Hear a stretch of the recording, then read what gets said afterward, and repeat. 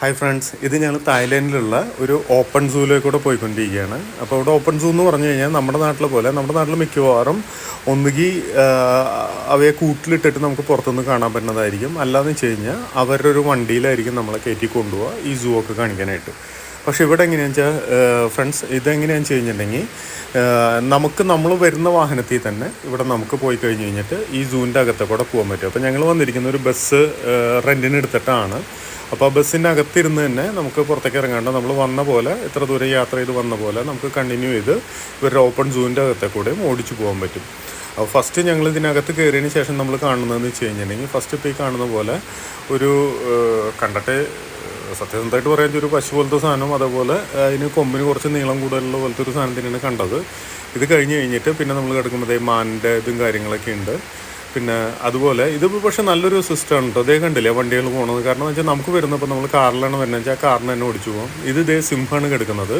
സിംഹത്തിൻ്റെ അവിടെ എത്തിയതോടുകൂടി ബസ് കുറച്ചൊന്ന് സ്ലോ ആക്കി. കണ്ടോ, സിംഹം അവിടുന്ന് നടന്നു പോണതും കാര്യങ്ങളൊക്കെ നമുക്ക് തൊട്ടടുത്തുനിന്ന് കാണാൻ പറ്റും. നമ്മുടെ വണ്ടിയുടെ അകത്തിരുന്ന് തന്നെ നമുക്ക് കാണാൻ പറ്റും. ഇപ്പോൾ അതേ വാഹനം കുറച്ചൊന്ന് സ്ലോ ആക്കി ബാക്കിയുള്ളവർക്ക് കാണാൻ വേണ്ടി കഴിഞ്ഞ് കഴിഞ്ഞിട്ട് ഇപ്പോൾ ഇതിൻ്റെ ഇടയിൽ കൂടെ നമുക്ക് ചെറുതായിട്ട് കാണാം സിംഹവും കാര്യങ്ങളും കിടക്കണം. ഇപ്പോൾ അതങ്ങനെ മൂവ് ചെയ്യും. അപ്പോൾ നമുക്ക് കൃത്യമായിട്ട് കാണാം. ഇതേ കണ്ടോ, ഇവിടെ അതേ ഒരുപാട് സിംഹങ്ങൾ നിൽക്കുന്നുണ്ട്. ഇവരാണ് നമ്മുടെ അടുത്തേക്ക് വരലും കാര്യങ്ങളൊക്കെ നമുക്ക് കൃത്യമായിട്ട് കാണാം.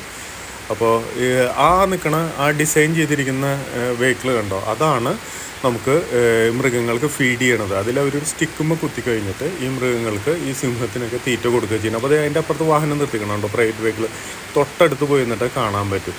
ഇത് കടുവയാണ് കാണുന്നത്. അത് ആ വെള്ളത്തിൽ നിന്ന് ഇറങ്ങി വരുന്നുണ്ട്. ഇപ്പോൾ നമ്മൾ ഈ കാർണിവോറസിന് സെപ്പറേറ്റ് ആയിട്ട് ഏരിയ കാണാം കേട്ടോ ഫ്രണ്ട്സ്. അല്ലെങ്കിൽ നിങ്ങൾക്ക് അറിയാമല്ലോ, അത് ഒരു ദിവസം കൊണ്ട് തന്നെ ഒക്കെ തീരുമാനമൊക്കെ എടുക്കും.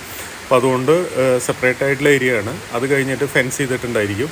അത് കഴിഞ്ഞ് ഇപ്പുറത്തെ സൈഡിലാണ് ബാക്കിയുള്ള മൃഗങ്ങൾക്കുള്ളത്. അവിടെ ഇവരുടെ വേറൊരു ഐഡിയ ഉണ്ട്. ഇവർ ഫീഡ് ചെയ്യണത് പോലും പബ്ലിക്കിനെ കൊണ്ട് ഫീഡ് ചെയ്യിപ്പിച്ച് കഴിഞ്ഞിട്ട് നല്ല ബിസിനസ് ഐഡിയ ആണ്. അപ്പോൾ ഫീഡിങ് നടക്കുകയും ചെയ്യും. അത് പബ്ലിക്കിന് സ്പെഷ്യൽ ടിക്കറ്റ് ഉള്ളതുകൊണ്ട് അവരുടെ കയ്യിൽ നിന്ന് കാശ് കൊടുക്കുകയും ചെയ്യും.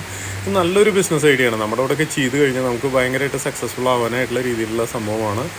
Thank you friends. ഇനി നമുക്ക് വേറൊരു വീഡിയോയിൽ കാണാം.